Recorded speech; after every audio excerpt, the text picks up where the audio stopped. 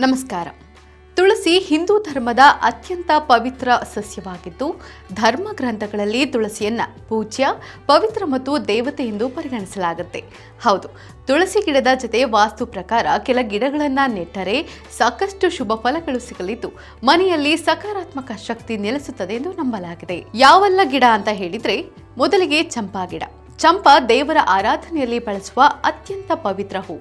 ತುಳಸಿ ಚಂಪಾ ಒಟ್ಟಿಗೆ ಬೆಳೆಯುವುದರಿಂದ ಮನೆಯ ದೇವರ ಕೃಪೆಯನ್ನ ತರುತ್ತದೆಂದು ಶಾಸ್ತ್ರಗಳು ಹೇಳುತ್ತೆ. ಈ ಎರಡೂ ಗಿಡಗಳನ್ನ ಜೊತೆಗೂಡಿ ನೆಟ್ಟರೆ ನಕಾರಾತ್ಮಕ ಶಕ್ತಿಗಳನ್ನ ದೂರ ಮಾಡುತ್ತೆ. ಇನ್ನೊಂದು ಶಮಿ ಗಿಡ. ಧಾರ್ಮಿಕ ಗ್ರಂಥಗಳ ಪ್ರಕಾರ ಶಮಿ ಸಸ್ಯ ಶನಿದೇವರಿಗೆ ಸಂಬಂಧಿಸಿದೆ.